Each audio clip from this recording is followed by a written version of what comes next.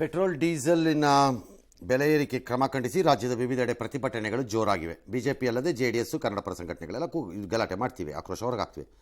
ನಾಳೆ ರಾಜ್ಯವ್ಯಾಪಿ ಬಿಜೆಪಿ ಪ್ರತಿಭಟಿಸ್ತಾರಂತೆ. ಬೆಂಗಳೂರಿನ ಸೈಕಲ್ಗೆ ಜಾಥಾಗೆ ಬಿಜೆಪಿ ನಾಯಕರು ಮುಂದಾಗಿದ್ದಾರೆ ಬೆಂಗಳೂರಲ್ಲಿ. ಈ ನೆಪದಲ್ಲಿ ಸಾರ್ವಜನಿಕರಿಗೆ ತೊಂದರೆ ಕೊಟ್ಟೆ ಲಾಠಿ ಚಾರ್ಜ್ ಮಾಡ್ತೀವಿ ಅಂತ ಗೃಹ ಮಂತ್ರಿಗಳು ಹೇಳಿದ್ದಾರೆ. This is exactly what I said. ಪರಮೇಶ್ವರ್ಗೆ either pressure or is not happy. So escape ದಾರಿ ಒಂದು ಹುಡುಕ್ತಾ ಇದ್ದಾರೆ ಅವರು ಅಂತ ನಂಗೆ ಡೌಟ್ ಬರ್ತಿದೆ. ಯಾಕೋ ಏನೋ ಬಿಜೆಪಿ ಗರಂ ಆಗಿದೆ, ಇಂಥ ಎಚ್ಚರಿಕೆಗೆಲ್ಲ ನಾವು ಎದುರ್ಕೊಳ್ಳಲ್ಲ, ನಾವು ನೋಡಿದ್ದೀವಿ, ನೀವು ಪ್ರತಿಭಟನೆ ಮಾಡಿಲ್ವಾ ಅಂತೆಲ್ಲ ಕೆಣಕಿದ್ದಾರೆ. ಬಿಜೆಪಿಯವ್ರು ಮಾಡೋ ಕೆಲಸ ಇಲ್ಲ ಅಂತ ಬೈತಿ. ಯಾರಿಗೂ ಕೆಲಸ ಇಲ್ಲ. ನೀವು ಕಾಂಗ್ರೆಸ್ಸಲ್ಲಿದ್ದ ನಿಮಗೆ ಕೆಲಸ ಇತ್ತಾ? ಭಾಳ ನೀವು ಮಾಡಿದಾಗ ಚೆನ್ನಾಗಿತ್ತಾ? ನೀವು ಕಾಂಗ್ರೆಸ್ನವ್ರು ಪ್ರತಿಭಟನೆ ಮಾಡಿದ ಹಳೆ ವಿಡಿಯೋ ತೆಗೆಸ್ಲಾ? ಸಾರ್ವಜನಿಕರಿಗೆ ಎಷ್ಟೆಷ್ಟು ತೊಂದರೆ ಆಗಿದೆ ಅನ್ನೋದನ್ನು ಅದು ಕೆಲಸವಿಲ್ಲದೆ ಮಾಡಿದ್ದ. ನೀವು ಎಲ್ಲ ರಾಜಕೀಯ ಪಕ್ಷದವರು ಸೇರ್ಕೊಂಡು ಒಂದು ನಿರ್ಣಯಕ್ಕೆ ಬನ್ನಿ, ಏನಂತ ಸಾರ್ವಜನಿಕರಿಗೆ ತೊಂದರೆ ಆಗದಂತೆ ನಾವು ಪ್ರತಿಭಟನೆಗಳನ್ನು ಮಾಡೋಣ ಅಂತ. ಅದನ್ನು ಮೆಚ್ತೀನಿ. ನಾನು ಮಾಡಿದಾಗ ಪ್ರತಿಭಟನೆ, ಇನ್ನೊಬ್ಬ ಮಾಡಿದಾಗ ಪ್ರತಿಭಟನೆ ಇಲ್ಲ ಅಂದ್ರೆ ಯಾವನಾರು ಕೇಳ್ತಾನ? ವಿರೋಧ ಪಕ್ಷದಲ್ಲಿ ಕೇಳ್ತಾನ ಯಾವನಾದ್ರೂ? ಎಸ್, ಏನು ಕ್ರಮ ತಗೋಬೇಕೋ ತಗೊಂತೀವಿ. ಲಾಠಿ ಚಾರ್ಜ್ ಮಾಡ್ಬೇಕಾ ಮಾಡ್ತೀವಿ. ರಸ್ತೆ ತಡೆಗಳು ಆ ರೀತಿ ಎಲ್ಲ ಪ್ರತಿಭಟನೆಗಳು ಮಾಡಬಾರ್ದು ಅಂತ ಸುಪ್ರೀಂ ಕೋರ್ಟ್ ಹೇಳಿದೆ. ಅದರ ಹಿನ್ನೆಲೆಯಲ್ಲಿ ಏನು ಕ್ರಮ ತಗೋಬೇಕೋ ತಗೊಳ್ತೀವಿ. ಅವರು ಪ್ರತಿಭಟನೆ ಮಾಡೋದಕ್ಕೆ ನಾವು ಬೇಡ ಅಂತ ಹೇಳೋದಿಲ್ಲ, ಅದು ಅವರ ಹಕ್ಕಿದೆ. ನೋಡಿ, ಈ ತರದ ಲಾಠಿ ಚಾರ್ಜ್ಗಳನ್ನ ನಾವು ಬಹಳ ನೋಡಿದೀವಿ. ಕಾಂಗ್ರೆಸ್ನವ್ರು ಹೋರಾಟ ಮಾಡಿಲ್ವಾ? ಕಾಂಗ್ರೆಸ್ನವ್ರು ರಸ್ತೆ ತಡೆ ಮಾಡಿಲ್ವಾ? ಕೋಟ್ಯಾಂತರ ಜನಕ್ಕೇನೆ ತೊಂದರೆ ಮಾಡಿದಿರಲ್ಲ. ತೊಂದರೆ ಮಾಡಬಾರ್ದು ಅಂತ ಹೇಳಿದ್ರು ವಾಪಸ್ ತೆಗೆದು. ಬಿಜೆಪಿಯವರು ಮಾಡಕ್ ಬೇರೆ ಕೆಲಸ ಇಲ್ಲ. ಸಿದ್ದರಾಮಯ್ಯನವರು 15 ಬಜೆಟ್ಗಳನ್ನ ಮಾಡ್ತಿರುವಂಥದ್ದು. ಅವರು ಬಿಜೆಪಿ ಅಧಿಕಾರದಲ್ಲಿದ್ದಾಗ ಅವ್ರಿಗೆ ಕೆಲಸವಿಲ್ಲ, ನೀವು ಅಪೋಸಿಷನ್ಗೆ ಹೋದಾಗ ನಿಮಗೆ ಕೆಲಸವಿಲ್ಲ. ಬಟ್ ಕೆಲಸವಿರುವವರು ಕೆಲಸವಿಲ್ಲದವರ ಮಧ್ಯೆ ಜೀವನ ನಡೆಸುವ ಪರ್ಮನೆಂಟ್ ಕೆಲಸ ಮಾಡೋರು ತಗಲಾಕೊಂಡು ಸಾಯ್ತೀವಿ ನಮ್ಮ ಹೆಸರಲ್ಲಿ. ತಗಳಿ ಮಜಾ. ಈ ದೇಶ ಇರೋದೇ ರಾಜಕಾರಣಿಗಳಿಗೋಸ್ಕರ ಅವ್ರಿಗೆ ಮಾತ್ರ ಅಷ್ಟೇ. ಅವ್ರು ಮಾಡಿದ್ದೆ ಸರಿ ಅಷ್ಟೇ. ಇನ್ನೊಂದು ಹೇಳ್ತಾರೆ ಸರ್, ಏರಿಕೆ ಆಗಿದ್ರು ಕೂಡ ಜನ ಪೆಟ್ರೋಲ್ ಡೀಸೆಲ್ ಆಗ್ತಿಲ್ವಾ, ಈ ಪ್ರತಿಭಟನೆ ಎಲ್ಲ ಸುಮ್ಮನೆ ಅಂತ. ಏನ್ ನಿಮ್ಮ ಮನೆ ಬಾಗ್ಲಿಗೆ ಬಂದ್ಬಿಟ್ಟು ನೀರು ತುಂಬ್ಕೊಳಕ್ಕಾಗತ್ತ ಹಂಗಾರೆ? ಅದ್ರೊಳಕ್ಕೆ ನರೇಂದ್ರ ಮೋದಿ ಜಾಸ್ತಿ ಮಾಡಿದಾಗಲೂ ಪೆಟ್ರೋಲ್ ಹಾಕೊಂಡು ಹೋಗಿರ್ಲಿಲ್ವಾ? ಹಂಗಾರೆ ಬಾಯ್ ಮುಚ್ಕೊಂಡಿರಿ. ಹಂಗಾರೆ ಲಾಜಿಕ್ ಇಲ್ಲದೆ ಆರ್ಗ್ಯುಮೆಂಟ್ ಮಾಡಬೇಡಿ. ತೆರಿಗೆಗಳನ್ನು ಹೆಚ್ಚಳ ಮಾಡುವುದು ಕ್ರೈಮ್ ಅಲ್ಲ. ಹೆಚ್ಚಳ ಮಾಡದೇ ಇರಲು ಸಾಧ್ಯವೂ ಇಲ್ಲ. ಸರ್ಕಾರಗಳು ಮುಂದಕ್ಕೆ ಹೋದಂಗೆ ಜನರ ಆಶಯಗಳು ಹೆಚ್ಚಾದಂಗೆ, ಮೂಲಭೂತ ಸೌಕರ್ಯಗಳನ್ನು ಕಲ್ಪಿಸೋದಾದಂಗೆ, ಪಾಪ್ಯುಲೇಷನ್ ಜಾಸ್ತಿ ಆಗ್ತಿದ್ದಂಗೆ ತೆರಿಗೆಗಳು ಬರಲೇಬೇಕು, ಬೇರೆ ದಾರಿ ಇಲ್ಲ ಅದು.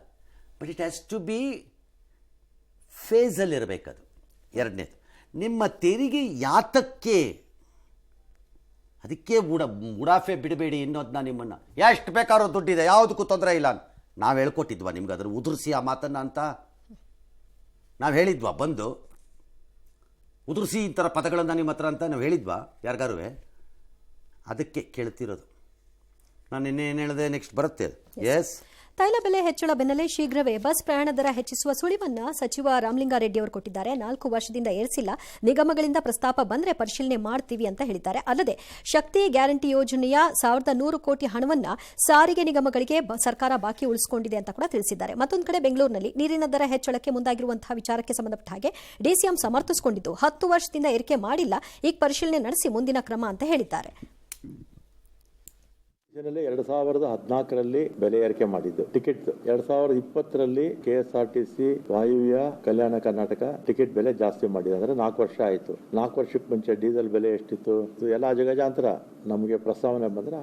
Last 10 years the water tariff in Bangalore has not been increased. It is suffering a great loss. The prices ಅಲ್ಲಪ್ಪ, ಅವಾಗೆಲ್ಲ ಮಾಡದೇ ಇದ್ದವ್ರು ಹಂಗಾರೆ ಅವ್ರು ಒಳ್ಳೆಯವ್ರಲ್ವಾ? 10 ವರ್ಷ ತಾಲಿಗೂ ಟ್ಯಾಕ್ಸ್ ರೈಸ್ ಮಾಡದೇ ಇದ್ರು ಅಂದ್ರೆ ಜನರಿಗೆ ತೊಂದರೆ ಕೊಟ್ಟಿಲ್ಲ, ಜನರಿಗೆ ತೊಂದರೆ ಕೊಟ್ಟಿಲ್ಲ ಅಂತ ಆಯ್ತಲ್ಲ. ಕೊಡುವುದಿಲ್ಲ ತೊಂದರೆ, 40% ಕಮಿಷನ್ ತಿಂತಿರೋ ಸರ್ಕಾರನ ಕಿತ್ತು ತೊಲಗಿಸಿ ಅಂತ ಪೋಸ್ಟ್ ಅಂಟಿಸಿದವ್ರು ನೀವಲ್ವಾ? ನೀವ್ಯಾಕೆ ತೊಂದರೆ ಕೊಡ್ತೀರಿ ಈಗ? ಹಂಗಾರೆ ಅವ್ರು ನಿಭಾಯಿಸ್ಕೊಂಬಂದಾಗ ನೀವು ಯಾಕೆ ನಿಭಾಯಿಸಕ್ಕಾಗ್ತಾ ಇಲ್ಲ? ಹಾಗಾರೆ ನೆಪಗಳನ್ನು ಹುಡುಕಬಾರ್ದು. ಸ್ಟೇಟ್ ಮಸ್ಟ್ ಅಕ್ಸೆಪ್ಟ್ ಇವತ್ತಿನ ಈ ಎಲ್ಲ ಫಿನಾನ್ಷಿಯಲ್ ಇಶ್ಯೂಸ್ಗೆ ನಿಮ್ಮ ಗ್ಯಾರಂಟಿಗಳು ತಂದಿಟ್ಟಿರುವಂತಹ ಈ ಪೀಕಲಾಟದ ಪರಿಸ್ಥಿತಿನ. ಶಕ್ತಿಗೆ 1100 ಕೋಟಿ ಕೊಟ್ಟಿಲ್ಲ ಅಂತ ನಿಮ್ಮ ಮಿನಿಸ್ಟರ್ ಹೇಳ್ತಿರೋದು, ನಾವಲ್ಲ. ಜಲಮಂಡಳಿ ಸಿಬ್ಬಂದಿಗಳು ಸಿಬ್ಬಂದಿಗೆ ಸಂಬಳ ಕೊಡಕ್ಕಾಗಿಲ್ಲ. ಜಲಮಂಡಳಿ ಸಿಬ್ಬಂದಿಗೆ 1 ವರ್ಷದಿಂದ ಸಂಬಳ ಕೊಟ್ಟಿರ್ಲಿಲ್ವಾ? ಹಂಗಾರೆ ಕೊಟ್ಟಿರಲಿಲ್ವಾ? ನಾವಲ್ಲ, ನೀವು ಹೇಳ್ತಿರೋದು. ಹೌದು. ಹಾಲಿನ ಉತ್ಪಾದಕರಿಗೆ 700-800 ಕೋಟಿನೋ 1000 ಕೋಟಿನೋ ಹೋಗಬೇಕು ಅಂತ ಹೇಳ್ತಿರೋದು ಅವರು, ನಾವಲ್ಲ. 2 ತಿಂಗಳಿಂದ largely 100% I am sure, mostly ಗೊತ್ತಿಲ್ಲ, ಚೆಕ್ ಮಾಡ್ಕೊಳ್ಬೇಕಾದ್ರೆ ಇನ್ನೊಂದು ಕನ್ಫರ್ಮ್ ಮಾಡಿ ಹೇಳ್ತೀನಿ. 2 ತಿಂಗಳಿಂದ ಅಕ್ಕಿಗೆ ನೀವು 5 ಕೆಜಿ 5 ಕೆಜಿ 10 ಕೆಜಿ ಅಂತಿದ್ರಲ್ಲ, ಯಾವ 10 ಕೆಜಿ ಇಲ್ಲ, 5 ಕೆಜಿ ಕೇಂದ್ರ ಸರ್ಕಾರದ ಮಾತ್ರ ಹೋಗ್ತಿರೋದು. ನಿಮ್ಮ 5 ಕೆಜಿ ದುಡ್ಡು ಕೊಟ್ಟಿಲ್ಲ ನೀವು 2 ತಿಂಗಳಿಂದ, ಅದನ್ನು ಬಾಕಿ. ಅದು ಬಾಕಿ. ಸಿಎಂ ಹೇಳ್ತಾರೆ ಯಾವ್ದು ಬಾಕಿ ಉಳಿಸ್ಕೊಳ್ತೀವಿ ಹೇಳಿ ಅಂತ. ಪರಿಸ್ಥಿತಿ. ಇನ್ನೊಂದು ಕಡೆ ಹೇಳ್ತೀರಿ ಇದರಿಂದ ಏನು ಫುಲ್ ದುಡ್ಡು ಬಂದ್ಬಿಡುತ್ತಾ ಪೆಟ್ರೋಲಿಂದ? 3,000 ಕೋಟಿ ಬರ್ಬೋದು. ಆ 3,000 ಕೋಟಿಗೆ ನೊಣ ತಿಂದು ವ್ರತ ಯಾಕಪ್ಪ ಕೆಡಿಸ್ಕೊತೀರಿ? ಹೌದು. ನೊಣ ತಿಂದು ವ್ರತ ಯಾಕೆ ಕೆಡಿಸ್ಕೋಬೇಕು? ನಿಮ್ಮ ಹತ್ರ ದುಡ್ಡು ಇದ್ದ ಮೇಲೆ ನೊಣ ಯಾಕೆ ತಿನ್ನಕ್ಕೆ ಹೋಗ್ಬೇಕು? ನೀವು ಮ್ಯಾನೇಜ್ ಮಾಡ್ಬೋದಲ್ಲ. State is refusing to accept. Unscientific ಆಗಿ ಡಿಸ್ಕಷನ್ಸ್ ಇಲ್ಲದೆ, ಆರ್ಥಿಕ ಪರಿಣಾಮಗಳನ್ನು ಆಲೋಚನೆ ಮಾಡದೆ, ಸಂಪನ್ಮೂಲಗಳ ಸಂಗ್ರಹಕ್ಕೆ ಮ್ಯಾಚ್ ಆಗತ್ತಾ ವೆಚ್ಚ ಅನ್ನೋದನ್ನು ಕ್ಯಾಲ್ಕುಲೇಟ್ ಮಾಡದೆ, ಭವಿಷ್ಯದ ದೃಷ್ಟಿಗಳನ್ನು ಗಮನದಲ್ಲಿ ಇಟ್ಟುಕೊಳ್ಳದೆ, ಉಡಾಫೆಯಲ್ಲಿ ಬರೆದುಕೊಂಡಿರುವಂತಹ ಪ್ರಣಾಳಿಕೆಯಲ್ಲಿ ಬರೆದಿದ್ದರ ಪರಿಣಾಮ ಮತ್ತು ಅವೆಲ್ಲವನ್ನು ಲೋಕಸಭಾ ಚುನಾವಣೆಗೋ ಅಥವಾ ಯಾವುದೋ ಕಾರಣಕ್ಕೂ ಏಕಕಾಲಕ್ಕೆ ಜಾರಿಗೆ ತಂದುಕೊಂಡಿರುವ ಮೂರ್ಖತನದ ಪರಮಾವಧಿಯೇ ಈ ಪರಿಸ್ಥಿತಿ. This is as simple as it is. ಇದನ್ನು ನೀವು ಒಪ್ಪದೇ ಇದ್ರೆ ನಿಮ್ಮ ಇಷ್ಟ. ಚನ್ನಪಟ್ಟಣ ಉಪಚುನಾವಣೆ ಕಾಂಗ್ರೆಸ್ ಭರ್ಜರಿ ತಯಾರಿ ಮಾಡ್ತಾ ಇದೆ. ಖುದ್ದು ಶಿವಕುಮಾರ್ ಅವರೇ ಕಣಕ್ಕಿಳಿಬೋದು ಅನ್ನೋ ಸುದ್ದಿ. ನನ್ನ ಪ್ರಕಾರ ಡೌಟು ಇರಲಿ. ಒಂದು 10 ಸರಿ ಓಡಾಡಿದ್ದಾರೆ, ದೇವಾಲಯಕ್ಕೆಲ್ಲ ಹೋಗಿದ್ದಾರೆ, ಅಲ್ಲೆಲ್ಲ ಸ್ವಾಗತ, ಮುಂದಿನ ಮುಖ್ಯಮಂತ್ರಿ ಅಂತ ಕೂಗಿದ್ದಾರೆ. ಅದನ್ನು ಕೂಗ್ತಾರೆ ಜನ. ಈ ಭೂಮಿ ಋಣ ಇದೆ ನನಗೇನು ತಂದಿದ್ದಾರೆ. ಹೆಂಗೆ ಚನ್ನಪಟ್ಟಣದ ಋಣ ಅವ್ರಿಗೆ ಯಾವ ಋಣ? ಹಳೇ ಕಾನ್ಸ್ಟಿಟ್ಯುನ್ಸಿನಲ್ಲಿ ಚನ್ನಪಟ್ಟಣದ ಒಂದು ಹೋಬಳಿ ಏನೋ ಆ ಕಡೆಗೆ ಇತ್ತು ಅನ್ಸತ್ತೆ, 700 ಕಡೆಗೆ. ಆ ಪೋರ್ಷನ್ಗೆ ಋಣ ಅದು. ಆಲ್ರೈಟ್, ಇರ್ಬೋದು. ರಾಜ್ಯದ ಋಣವೇ ಇದೆ ರೀ ನಿಮ್ಮ ಮೇಲೆ. ಬರೀ ಚನ್ನಪಟ್ಟಣದ ಋಣ ಯಾಕೆ? ಕನಕಪುರದ ಋಣ ಯಾಕೆ? ರಾಜ್ಯದ ಮತ್ತೆ DCM ಹೇಳಿದ್ದಾರೆ, ಸ್ಪರ್ಧೆ ಮಾಡ್ತಾರಲ್ಲೋ, ದೇವ್ರು ಏನು ಹೇಳ್ತಾರೆ, ಪಕ್ಷ ಏನು ಹೇಳ್ತಾರೆ, ಅದು ಮಾಡ್ತೀವಿ ಅಂದರೆ ದಟ್ಸ್ ಲೆಫ್ಟ್ ಟು ಹಿಮ್. ಬೇಕಿದ್ರೆ ನಿಲ್ಬೋದು, ಸಾಕಿದ್ರೆ ಬಿಡ್ಬೋದು. ಬಟ್ ಅವಶ್ಯಕತೆ ಇಲ್ಲ ಅಂತ ಚಲುವರಾಯಸ್ವಾಮಿ ಹೇಳ್ತಾರೆ. ಅದಕ್ಕೆ DKC ಅವರು ಬೇಕಿದ್ರೆ ಚಲುವರಾಯಸ್ವಾಮಿನ ಕನ್ಸಲ್ಟ್ ಮಾಡ್ಕೊಳ್ಳಿ. ಅನ್ನದ ಋಣ, ತಾಯಿ ಋಣ ತೀರಿಸಬೇಕಾದ್ದು ನಮ್ಮೆಲ್ಲರ ಕರ್ತವ್ಯ. ಇವತ್ತು ನಿಮ್ಮ ಋಣವನ್ನ ತೀರಿಸಲಿಕ್ಕೆ ಒಂದು ಅವಕಾಶ ಇವತ್ತು ಸಿಕ್ಕಿದೆ. ಇದಕ್ಕೆ ನಾನು ಮುಂದಕ್ಕೆ ಏನು, ಎತ್ತ, ಯಾರು, ಏನು, ನನ್ನ ಮುಖ ಇಲ್ಲಿ ಬಹಳ ಪ್ರಮುಖವಾದ್ದು ಅನ್ನೋದು ಕೂಡ. DK ಶಿವಕುಮಾರ್ ಸ್ಪರ್ಧೆ ಮಾಡೋ ಅವಶ್ಯಕತೆ ಇಲ್ಲ. DK ಶಿವಕುಮಾರ್ಗೆ MLA ಆಗಿ DCM ಇದ್ದಾರೆ. ಸುರೇಶು MP ಸೋತಿರೋದ್ರಿಂದ ನಿಂತ್ಕೋತಾರ ಅನ್ನೋ ಒಂದು. ಐ ಥಿಂಕ್ ಚಲುವರಾಯಸ್ವಾಮಿ ಸರಿ ಇದೆ.